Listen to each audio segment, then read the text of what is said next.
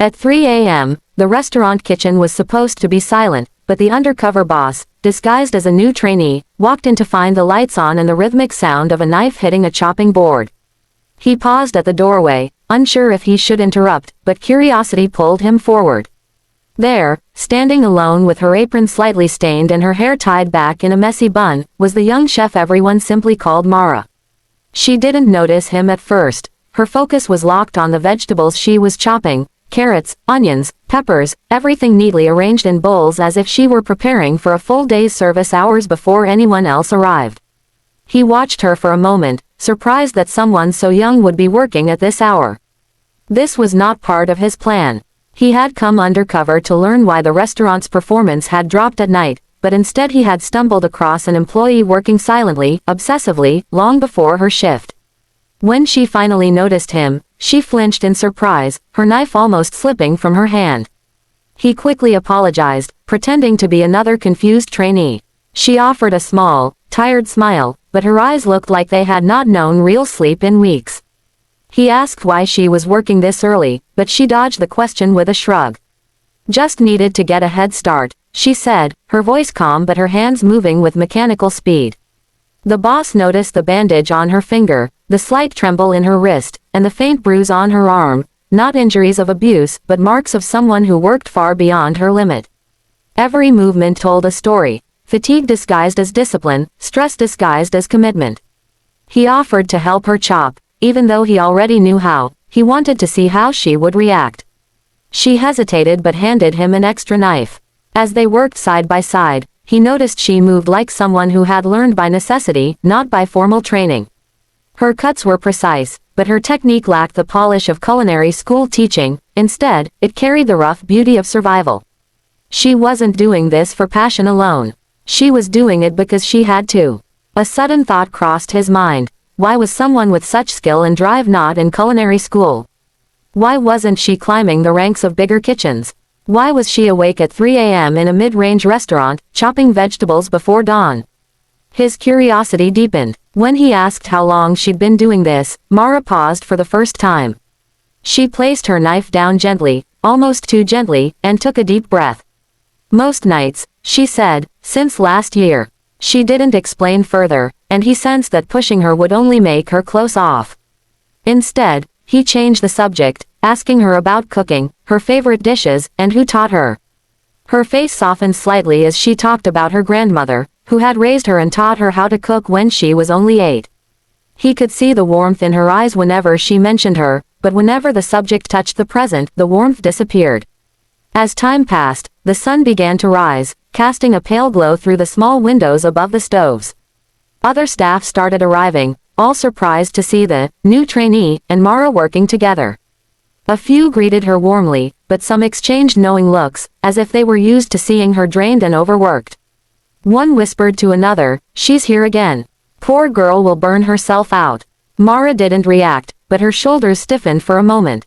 During the morning prep, the undercover boss kept observing her.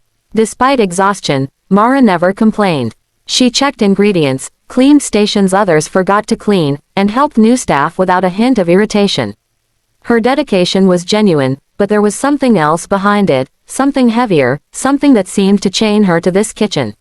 When breakfast service began, he watched her come alive. The moment orders started coming in, she moved with sharp, instinctive energy, coordinating the kitchen without even trying to take charge.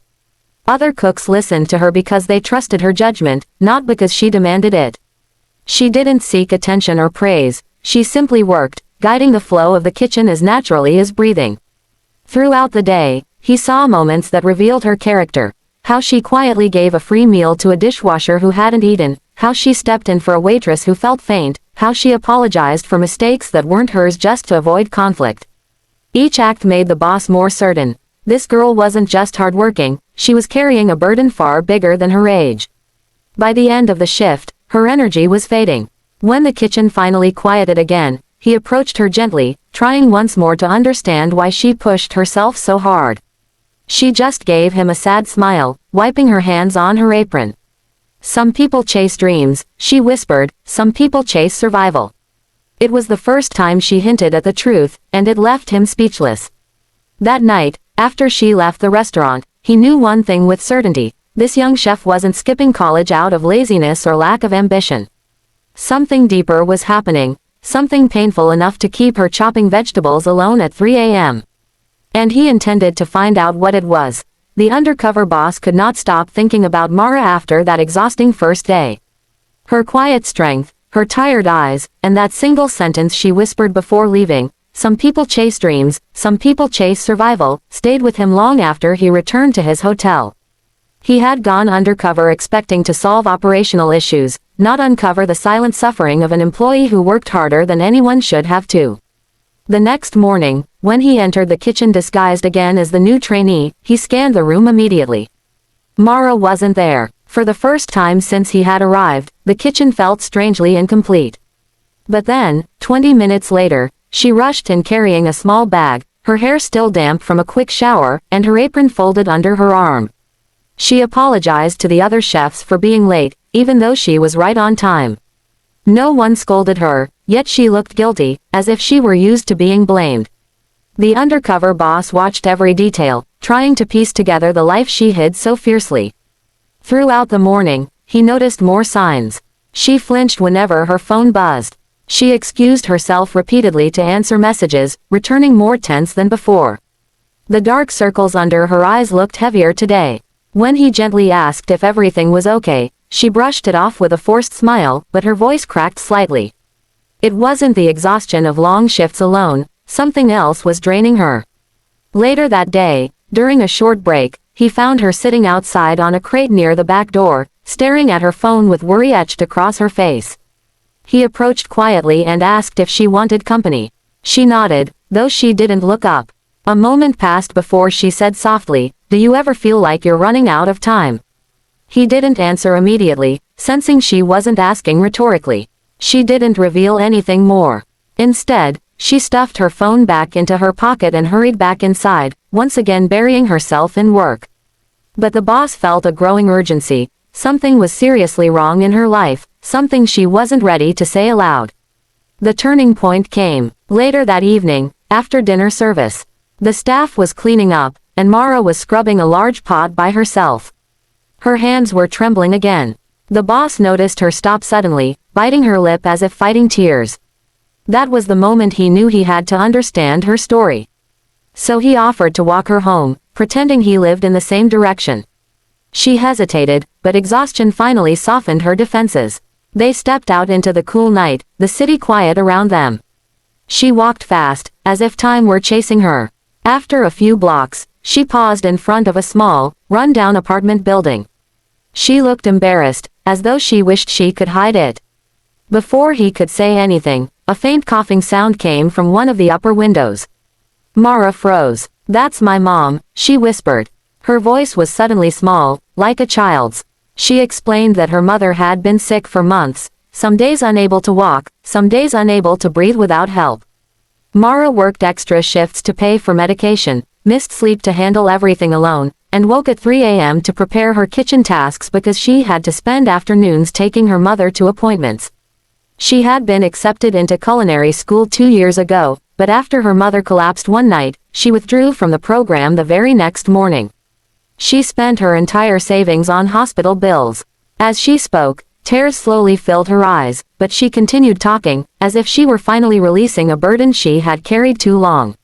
She explained how her father had left when she was a child, how her mother worked cleaning jobs until illness made it impossible, and how Mara became both caregiver and provider overnight. College was never an option after that. Every plan she had for her future had been replaced with survival. The undercover boss listened silently, moved by the quiet courage hiding behind her exhaustion. Mara confessed that she came to work early not to impress anyone but because cooking was the only thing that brought her peace. Chopping vegetables in an empty kitchen helped her forget the fear of losing her mother. It was her escape, her therapy, her temporary freedom. She admitted that she was terrified she wouldn't be able to keep everything going much longer. The bills were growing. Her mother's medicine was expensive. She was behind on rent. She feared she would lose her job if anyone discovered how unstable her schedule actually was. She was fighting a battle no one else could see, and she was losing strength every day. The boss felt a heavy ache in his chest as he listened. He had seen hard-working employees before, but this was different. This was a girl sacrificing her dreams, her youth, her health, and her entire future just to keep her mother alive. And she did it without asking anyone for help, without complaining, without expecting anything. When her story finally ended, she gave a shaky laugh and said, "That's why I chop veggies at 3 a.m. If I don't do it then, I won't have time later." There was no bitterness in her voice, only an acceptance shaped by too much responsibility. As she turned to head inside, the undercover boss watched her disappear into her dimly lit building. For the first time since he had started the undercover program, he felt genuinely shaken. Her story wasn't just touching, it was life-altering. He knew then that this investigation was no longer about improving a restaurant. It was about changing the life of a young woman who had sacrificed everything for family. And he silently promised himself that he would not let her struggle alone any longer. The undercover boss returned to the restaurant the next morning with a different resolve. He no longer saw the kitchen as a workplace to evaluate, he saw it as the lifeline of a young woman who had been carrying the weight of 2 lives on her shoulders. His disguise suddenly felt too small for the role he now needed to play. As he walked through the back entrance, he saw Mara already at her station, though she looked more worn than ever. Her movements were slower, her face pale, and her eyes heavy with the exhaustion of someone who had not slept more than an hour. She tried to hide it behind a quick smile, but the truth followed her like a shadow. As the day progressed, the boss noticed she struggled more than usual. She dropped a pan, something she had never done. She mixed the wrong spices into a sauce. She paused multiple times, pressing her hand against her forehead as if fighting dizziness. Each mistake was followed by an apology, even when no one blamed her. Every apology sounded like it came from someone who believed she couldn't afford even the smallest error. The boss watched her carefully, feeling an urgency rising inside him. During lunch service, the kitchen became crowded and loud, and the pressure intensified. Orders flew in, chefs shouted instructions, and the stress climbed like heat from the stoves. When one chef snapped at Mara for moving too slowly, she simply nodded, shoulders shrinking. But the undercover boss saw her sway slightly, as if her legs were failing her. He stepped forward just in time to catch a pot she nearly dropped. She whispered a quiet, "Thank you," without looking him in the eyes, embarrassed by her own weakness. Later in the afternoon, when the kitchen finally quieted down, Mara excused herself for a moment. The boss, still in disguise, subtly followed her, worried she might faint. He found her leaning against a wall near the storage room, breathing heavily. Her hand trembled as she clutched her phone, reading a message that had clearly shaken her. Tears gathered in her eyes, but she blinked them back quickly, unwilling to let anyone see. He asked her if she was all right, and she forced a smile, one that broke almost immediately. "My mom's medicine price went up again," she whispered. "I don't know how I'm going to pay for it this month." Her voice cracked, and for the first time since he met her, she didn't hide her pain. She sank onto a crate, burying her face in her hands.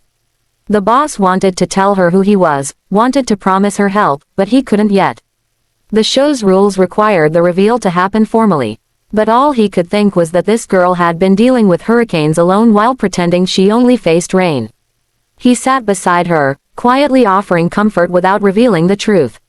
She talked about her fears, losing her home, losing her mother, losing the job she fought so hard to keep. She admitted she sometimes skipped meals so her mother could have more. She confessed she wished she could go back to school someday but didn't believe dreams were meant for people like her. Listening to her, he felt guilt, anger, and sorrow all mixing inside him. He had employees, policies, programs, and resources that could have helped someone like her, yet she lived in silence, right under his roof.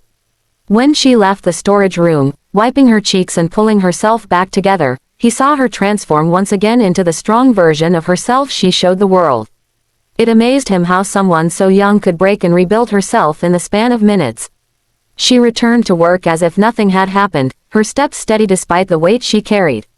That evening, the undercover boss gathered the staff to announce that the company would be filming a special employee review. Mara stood among the others, confused but attentive. When he stepped forward and removed his disguise, the room fell silent. The shock on everyone's faces was clear, but none compared to Mara's. Her eyes widened, Her lips parted, and she took a step back, unsure if she had done something wrong. He approached her gently. "Mara," he began, voice full of sincerity, "I went undercover to understand this restaurant. Instead, I found you. And I want you to know I've never met anyone with your level of courage, discipline, and heart."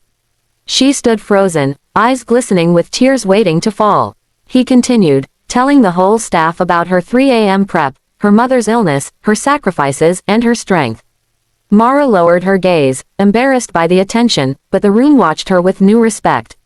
Then he turned back to her. "You should never have had to choose between your dreams and your responsibilities. So I'm going to help you rebuild both." He announced that the company would cover her mother's medical expenses for an entire year, immediately lifting the greatest burden from her life. He also offered her a full scholarship to culinary school, with flexible work hours and guaranteed job security during her studies. And to honor her dedication, he promoted her to junior kitchen supervisor with a higher salary, effective immediately. The moment he finished, Mara broke into tears, not the quiet ones she hid, but a river of relief, gratitude, and overwhelming release. For the first time, she felt like she could breathe. She hugged him tightly, trembling from the weight lifted off her shoulders. The staff applauded, some wiping tears of their own. That night, as she walked home under the soft glow of the streetlights, she didn't walk with urgency or fear. She walked with hope, something she hadn't felt in years.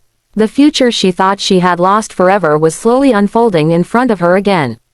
And for the first time, she believed she belonged to a world where dreams were allowed to survive.